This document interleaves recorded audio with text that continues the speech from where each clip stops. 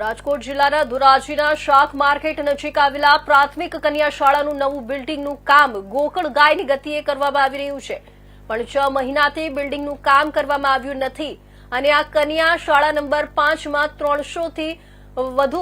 વધારે વિદ્યાર્થીઓની અભ્યાસને શાળા નંબર 3માં વિદ્યાર્થી સાથે અભ્યાસ કરવો પડી રહ્યો હતો અને અત્યારે વેકેશન પૂર્ણ થવાની આરે છે, પણ હજુ સુધી નવું બિલ્ડિંગનું કામ પૂર્ણ થયું નથી, જેથી પ્રાથમિક શાળા નંબર 5માં દીકરીઓને ફરી વેકેશન પૂર્ણ થયા બાદ ફરી શાળા નંબર 3માં વિદ્યાર્થી સાથે અભ્યાસ કરવો પડશે। તો વાલીઓ અને વિદ્યાર્થીનીઓ અને પૂર્વ પ્રિન્સિપાલે તંત્રને રજૂઆત કરી છે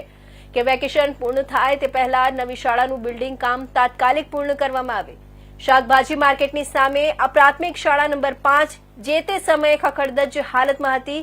તેથી આ જૂનું બિલ્ડિંગ તોડી પાડવામાં આવ્યું હતું અને નવું આધુનિક બિલ્ડિંગ બનાવવાની કામગીરી છેલ્લા 2 વર્ષથી ચાલી રહી છે અને હમણાં વેકેશન પૂર્ણ થવાની આરે છે, પણ આ બિલ્ડિંગનું કામ પૂર્ણ થયું નથી,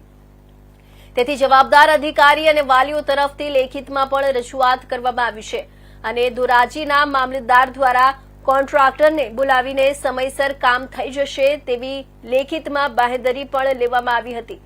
પણ તેમ છતાં હજુ સુધી નવા બિલ્ડિંગનું કામની કામગીરી કરવામાં આવી નથી। ત્યારે પ્રાથમિક શાળા નંબર 5માં અભ્યાસ કરતી બાળાઓને ફરી શાળા નંબર 3માં ભાઈઓની શાળામાં ફરી અભ્યાસ કરવો પડશે અને સેનેટરી અને બાથરૂમ અને અન્ય મુશ્કેલીઓ વેઠવાનો વારો બાળાઓને આવશે અને કોમ્પ્યુટર જ્ઞાન અને અન્ય અભ્યાસના પરિણામમાં પણ ફેરફાર થશે અને આધુનિક અભ્યાસથી બાળાઓ વંચિત રહેવું પડશે, જેથી વાલીઓ અને શાળાના પ્રિન્સિપાલે તંત્રને રજૂઆત કરી કે શાળાની બિલ્ડિંગનું બાંધકામ ઝડપી પૂર્ણ કરવામાં આવે।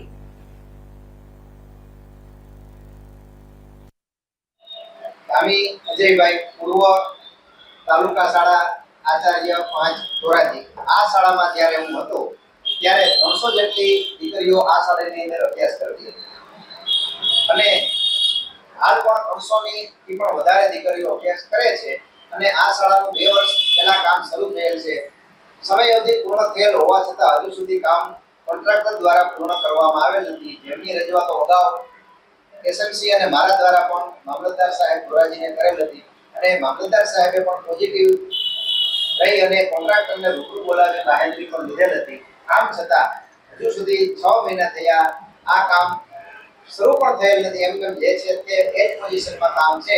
અને કોકનું સ્ટ્રક્ચર ઊભું કરેલ છે, પ્લાસ્ટર વગેરે હજી કદાચ 1 વર્ષ લાગી જાય એટલું કામ બાકી હોય એવું લાગે છે। તો વિદ્યાર્થીનીઓ હેરાન ન થાય અને એને સારી શાળા, એક સુંદર શાળા મળે, આ માટે સરકારશ્રીને એક રિક્વેસ્ટ કે કોન્ટ્રાક્ટરને ઝડપથી આ કામ પૂર્ણ કરવા માટે સૂચના આપી વિદ્યાર્થીઓના હિતમાં તાત્કાલિક પગલાં ભરવા વિનંતી।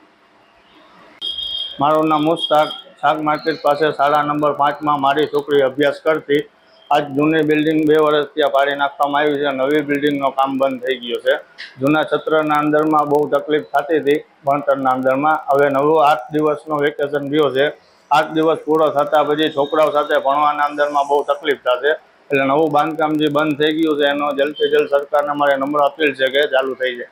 શું બહેનો દીકરીઓ તકલીફ પડતી? બહેનો દીકરીઓને અંદરમાં ટોયલેટની તકલીફ પડતી હતી, સફાઈ કર્મચારી અંદર તકલીફ પડતી હતી,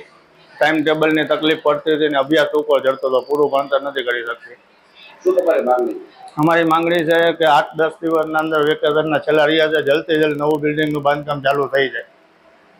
મારું નામ ધંધુકિયા વિધિ છે, હું તાલુકા શાળા નંબર 5માં અભ્યાસ કરું છું। અમે અત્યારે અભ્યાસ કરવા તાલુકા શાળા નંબર 3માં બેસીએ છીએ, જેથી અમને ઘણા પ્રોબ્લેમ થાય છે, ત્યાં અમને અભ્યાસ કરવાનો સમય ઘણો ટૂંકો મળે છે, જેથી આ સ્કૂલ અમારી સરકારને વિનંતી કરું છું કે અમારી સ્કૂલ આ જલ્દીથી બની જાય અને જેથી અમને અભ્યાસ કરવામાં સરળતા રહે। તે અમે તાલુકા શાળા નંબર 3માં બેસીએ છીએ તેમાં અમને ઘણા પ્રોબ્લેમ થાય છે, જે સ્વચ્છતા, શૌચાલય એ બધામાં ઘણા પ્રોબ્લેમ થાય છે, ત્યાં ટૂંકા સમયનો અભ્યાસ કરવા મળે છે। આ વેકેશન દરમિયાન આ સ્કૂલનું કામ જલ્દીથી સમાપ્ત થઈ જાય, જેથી અમને